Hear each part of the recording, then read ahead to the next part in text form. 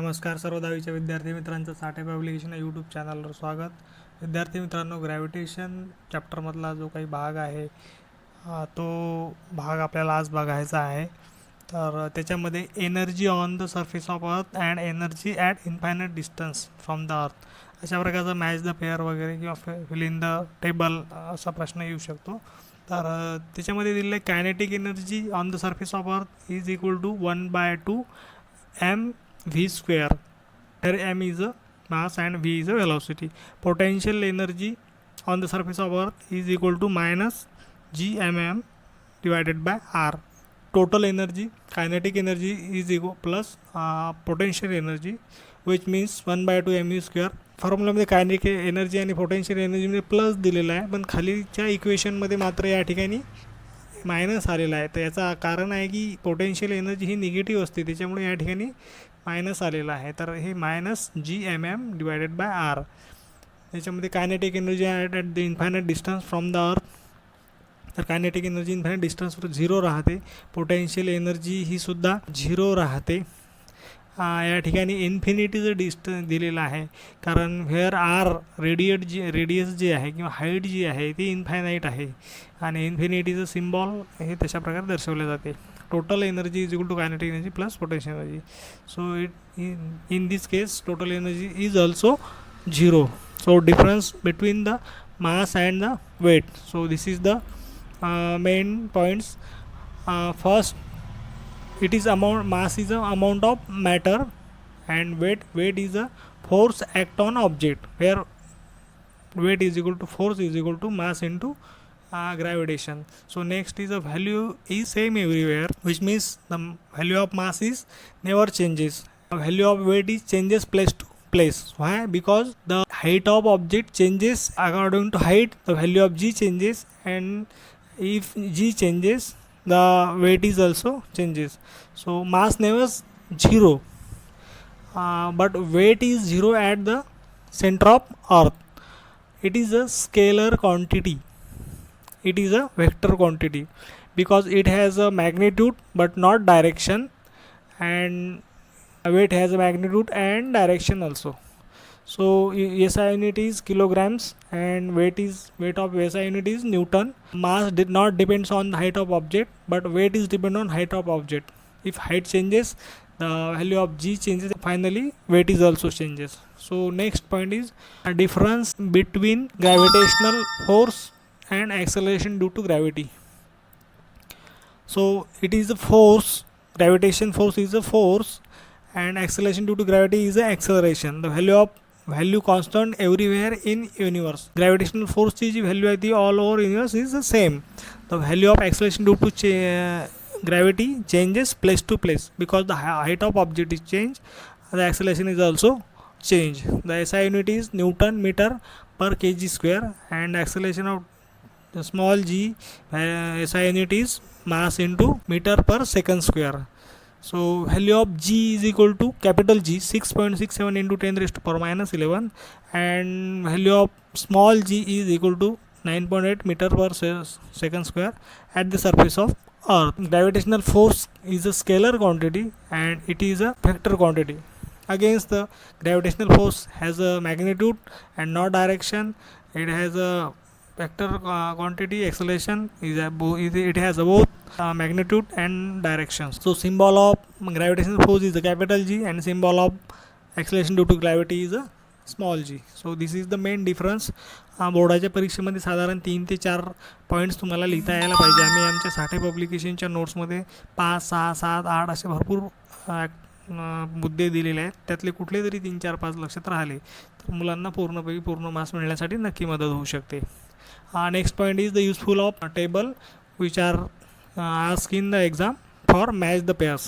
So this is the scientist table column, and this is the discovery of research point. So first is the Sir Isaac Newton's and the research about universal law of gravitation. Next scientist is Galileo. It has research about free fall experiment. Johannes Kepler's research about the law describing planetary motions.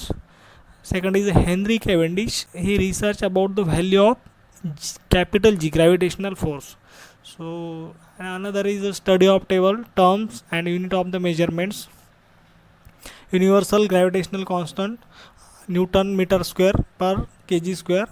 Weight of unit is a Newton or kg meter per second square. Unit of mass is kg. Unit of velocity is meter per second. Acceleration due to gravity of unit is meter per second square. Unit of time is a second. So this is the table is most useful for your study. Find out the one out.